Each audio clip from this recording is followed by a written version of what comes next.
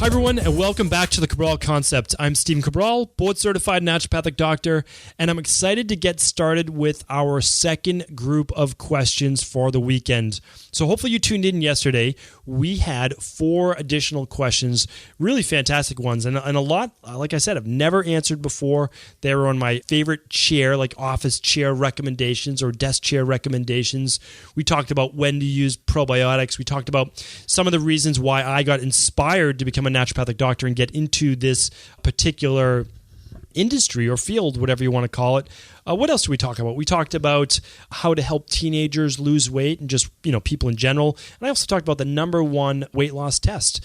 So hopefully you tuned into that one. So we've got some additional great ones today, and I can't wait to get started. So we're going to get right into it. So we have another question from a Michelle today, but a different Michelle from yesterday, different spelling as well. And she wrote, "Hi, Dr. Cabral. I was wondering what your thoughts are on inversion tables. I do not have back problems, but I've been thinking about getting one to use more like getting massages. It's just a healthy thing to do. I would love to know your opinion. If you have talked about this already, then please just point me to that episode. Thanks again, Michelle." Okay, so Michelle, I actually haven't talked about this before, so I do thank you for bringing it up, and I'll probably talk more about the spine in general, because the number 1 reason why someone would use an inversion table really is to take the compression off the spine. So what does that mean? It means when you sit down, and just even as we age, the spine gets compressed. So what happens is kind of the weight of gravity just pushes down on your spine, which is the vertebrae. So think of the bones in the spine. And think about inside of all those vertebrae, in between each one that connect to each other, there's a disc. And that disc provides a little bit of cushion. Over time, those discs can get crushed a little bit. They can get herniated, bulging disc, all of those things. Well, there's a very interesting study. It was done overseas, Newcastle University, and they found this, that about 78% of the patients who did physical therapy alone still had to have back surgery. But if you use an inversion table, only 23% of those patients had to have back surgery, basically for a herniated disc. That's pretty amazing. That means what? 77% of the people didn't have to have back surgery if they used an inversion table. And I would say use an inversion table while working with a really good personal trainer or functional movement-based like specialist, where they can help you open up your hip flexors, because we do this all the time with helping people open up their hips, realigning those hamstrings by opening up the psoas and the hip flexors, by doing things like the bird dog exercise. Like, they're just some great exercises, right? People are just imbalanced, and that's one of the reasons why it pulls on those discs. So, but if you do have spine-based issues, why not? Some of the contraindications would be that if you have high blood pressure, or even someone who's suffering from chronic fatigue and has low blood pressure, an inversion table can be dangerous just because of the greater flow of blood to the brain. And of course, if you're pregnant as well, you're not going to do that. So again, there's some contraindications, right? But for a healthy person, doing an inversion table, you absolutely could do it. But it's one of those reasons I kind of ask, like, why? If you're spending money on inversion table, I know they're not a lot of money. They're a couple $100, like in the grand scheme of things. You could probably do other things, meaning like you could do yoga. If you don't have a gym membership, do that. You could also just position yourself against a wall and walk your feet up the wall so that you're essentially in a headstand with your forearms down. There are all sorts of yoga names for these things, but I'm trying to explain it just for everyone, general population. And that would be your own inversion table right there, right? And you'd be working on your core. So what I would say is totally fine to do. Like, you absolutely could do that.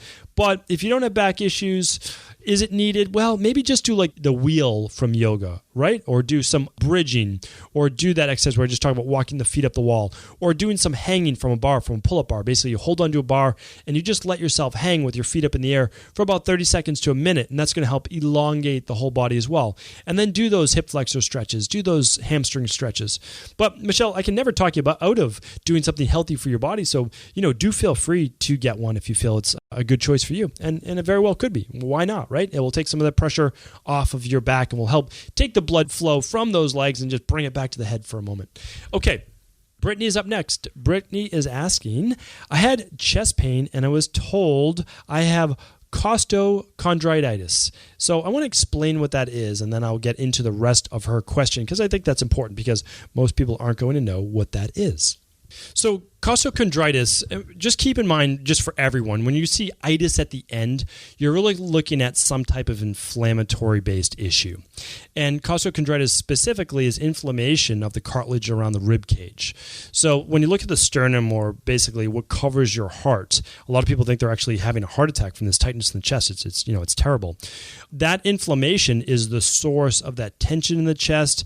And Britney's basically saying, she has flare-ups. How do you prevent those? Does dairy make costochondritis worse because it causes inflammation? Which upper body exercises are safe to do that will not make the chest hurt or make costochondritis worse? Thank you, Britney. Okay, so Britney, we're going to help you right now. This is not answered in full. There's a lot of physical therapists out there talking about amazing things. Again, costochondritis also has many different names for it, which I don't plan on going through every single one, but all it is basically, again, we give fancy names to everything, and that makes us sound very, very smart. The bottom line is it's inflammation. It's an inflammatory-based health issue, and the inflammation in this case affects the cartilage around the ribs. Okay. So it could feel like you're basically being squeezed. It's that tightness around the chest, and it's terrible. Now, a lot of great physical therapists, they talk about how there can be a limited range of motion in the spine, and that's being caused from the actual hips. And I don't disagree with that. I don't think it would cause inflammation to this level, but I do agree that that can be part of it. So you do want to make sure that you're not in what's called a posterior or anterior pelvic hip tilt, so that you're not dumped forward, basically. You don't have that big curve in your back, that big lordotic curve, and that you don't have any real terrible kyphosis either, where your lower back is rounded, but also your shoulders are very rounded. Make sure you do take care of that through some foam rolling, through some active release. Do also make sure that this wasn't caused by some type of trauma, like a car accident, or, again, like in a sport where you might get hit in the chest. That could be a direct trauma that causes this.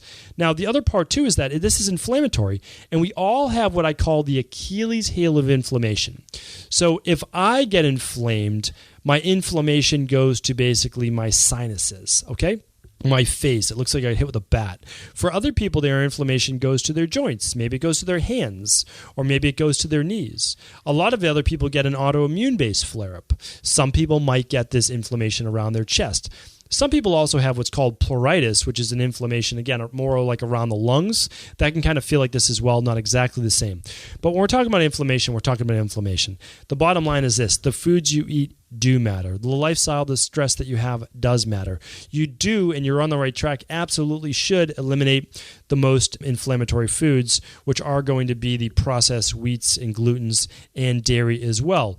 So what I recommend is a good elimination diet. Of course, I can recommend the Dr. Ball Detox to decrease massive amounts of inflammation and eat whole foods along in the process, and make sure you're doing your smoothies to get all those anti-inflammatories in there. So this is a temporary condition, Britney. You absolutely can get rid of this, and just make sure that you do it through, again, I hate using the word alkalizing, but all I mean by that is by using foods that with high mineral content, that are not acidic based, that are not going to create inflammation, more inflammation in the body. So Good. Definitely check those things out, because they will work. This is inflammation based. Don't just load up on turmeric. Get to that root cause of eliminating whatever that inflammation is. And that inflammation very well could be gut based. It could be stress based, but just all the same, drop it down. All right. Jesse's up next. Jesse's asking, hello, I have constant neck pain and seem to tweak my neck very easily. The stiff neck and pain lasts for about 5 days. Pain in between my lower skull and top of my shoulders, left or right side, always changing. I know I have poor posture, but find it so hard to really make any changes since I sit at a computer all day. Are there top stretches that I can actually change your posture? Is posture why the pain occurs so easily? How long realistically would it take to change that posture? Okay, so I actually shot a video on this, on how to do certain neck stretches while at your desk. So we'll link that up in a video on YouTube on the show notes page. So again, remember, all of my links for that particular podcast are always in the show notes page. And today is 309. So just go to stephencabral.com/309, or just go to the podcast page and you'll get all of those links. So we'll link that up. But hopefully you tuned into, because I just answered this question on number 306, and I know your question came in well before this, so it's always funny how that happens. But look into that episode, Why You're Always Stiff. So it's episode 306. So it was just 3 days ago. Check that out, steamcabral.com/podcast, and you can just go back to episode 306. Okay, but here's the other thing. This is very specific, and we work with this all the time. This very well could be a biomechanics-based issue. So Jesse, what happens is your head weighs somewhere around 8 pounds. Everybody's head weight's a little bit different. But if you're at a desk and your head is forward, meaning your ears are pushed forward past your shoulders, if they're not in alignment with your shoulders, you're going to be holding this big weight in front of you. Think about that. Think about taking a gallon of water, right? Hold a gallon of water with a handle. Hold with your arm outstretched. How long can you hold that far? Not long, right? Then eventually that whole arm starts to get tense. It gets tired. It's the same thing as you have that head flexed forward. It's called cervical flexion. The cervical vertebrae, which are those vertebrae in the neck, they're holding your head forward. Now the muscles then have to take that weight. The trapezius muscles on top of your shoulders, the levator scapulae, all of these things, the SCM muscles in the front of your neck get overly tightened as well, and they become weak. So what we have to do is we actually have to strengthen those muscles, and at the same time, we need you to pull your head back, meaning pull your chin back so that your head stays situated over your shoulders. Now, if you listen to yesterday's episode about the chair that I recommend, you'll actually hear me talk about how you should be actually seated in your chair with good posture, which means ears over shoulders, shoulders over hips, engaging your core. That's the start. If you never do that, you're never fully going to get rid of your neck pain, even if you were to stretch immensely. And another thing we recommend is using like a lacrosse ball and using that to roll the trapezius muscles against a wall, as well as the shoulder blades between the mid-back. That's your place to start. Okay, so first you have to open up the tight muscles, and then you have to strengthen them, which can come from very simple exercises. Again, you can be doing bridging on the floor. You can be doing reverse flies to help open up your chest and strengthen the rhomboids and teres and all the internal muscles of the shoulders themselves. So again, that is the place to start. Jesse, what we're going to do is we're going to link up that YouTube video, and we're also going to have you listen to episode 306, and we're going to listen to episode 308, which is going to talk about which chair to use. So that's right. People like... I understand everyone's busy, but if you just cherry pick, what episodes to listen to, you're going to miss out on all these little 10, 12-minute tips every single day along the way. So if you get a chance to, try to listen to the back episodes. You get a lot of good information, I feel, at least. Okay. Thank you for that question, though. It is a great one, and I know so many people suffer with this, but it's going to be like Groundhog Day. You're going to wake up every day with this neck stiffness until we get to that root cause, which is probably cervical flexion, keeping the head too far forward and not unnecessarily getting the head back in proper alignment. Okay. So the last question today is from Anonymous. Anonymous is asking, "Good day, Dr. Cabral. I know it's best to cook at home where I can control exactly what I'm eating. However, could you recommend some healthy eating chain restaurants to eat at? Thank you!" ! Okay, so here's the issue is that every part of the United States and, of course, the world, because people listen to the Cabral concept all over the world, is that they're all different, right? And the issue is this. The most popular chains, Burger King, McDonald's, Popeyes, Wendy's, I don't even know them all, Denny's, those types of places, they're all unhealthy. The most well-known chains make the most amount of money, so they have the most franchises, which, to be honest, typically means they serve the cheapest food, the worst food, and they can make the most profit from that. So unfortunately, every healthy chain is going to be different depending on where you live in the U.S. However, I can give you some right now to look out for, to kind of check out. So there's a chain around us that's all over at least the East Coast, and it's called Sweet Greens. I know they're not perfect, but you can go in there and you can get local and you can get organic-based foods, and you can make your own salad, which is kind of fun. It's kind of nice. Another one that's popping up is Be Good. Not perfect, but they're doing better, and that's a decent one to check out as well. Some of my favorite ones are juice bars that do fresh pressed juice, like Mother Juice around here. But again, you can go to like any juice-based place, but those are obviously hard for me to give you as recommendations, right? So what I'm going to give you is a good overall general recommendation. What I want you to do is look up places like Sprouts or Whole Foods. Those are all over the United States. And again, although not perfect, you can go in there and you can actually get your lunch or dinner and get it fresh made right in front of you. Or you can go to their salad bars, which are enormous now, and you can actually make your own. So you can choose from any of the different vegetables that you would like.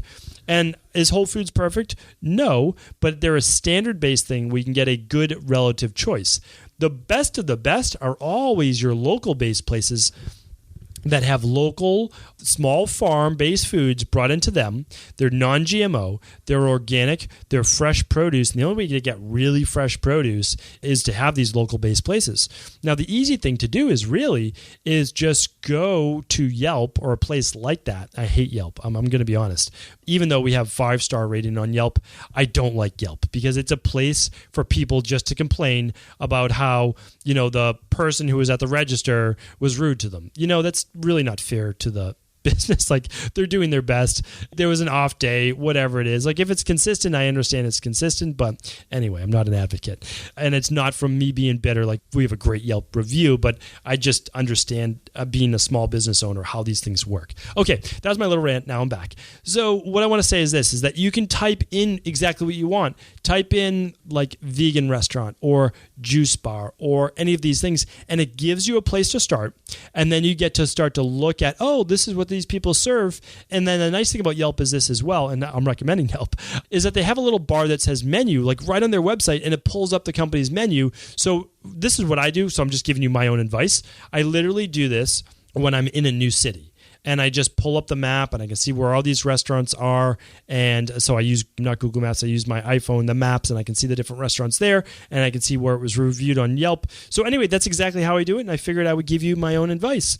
And then from there, I can ask other people and I can say, where do you get great food? And this is great for farmers markets and places like that. So hopefully this helped. Really great questions today. And it looks like I got through all 4 in pretty good time. So appreciate another great week on the Cabral Concept. I appreciate each and every one of your listens. I really do. And if you get the time, I would really appreciate it if you could rate and review us on iTunes. This is going to be something that I do ask going forward. You don't have to. I just ask that you do. And the reason is I just want to raise awareness. And the only way for me to raise awareness more is to get us positioned a little higher on iTunes. And so again, just go to Cabral Concept and you'll be able to just write that review right there. It would mean a lot to me. I really do appreciate it. And thank you again. Can't wait for tomorrow's Mindset and Motivation Monday as well. Take care, everyone. I hope you enjoyed today's show, and I want to share one more thing with you. I've been teaching clients and health professionals for close to 20 years how to transform their body by balancing their hormones and inflammation.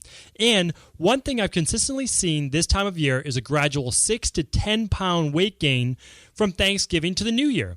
The issue with this is that by the time January 1st and your New Year's resolutions come, you have to take 3 steps back and lose the holiday weight before you can start on your new health and body transformation goals. So my solution to this is simple. In order to start the new year fresh and keep the weight and inflammation off this holiday season, I have my private clients just choose a 5 to 7 day window between now and the new year to complete the 7-day Dr. Cabral detox. You'll feel better, you'll look better, and you'll be a whole lot happier come January 1st. To get free shipping in December, go to drcabraldetox.com and enter the private podcast code 2016 at checkout. That's Dr. Cabral Detox, DrCabraldetox.com, and the code is 2016. Happy holidays, everyone.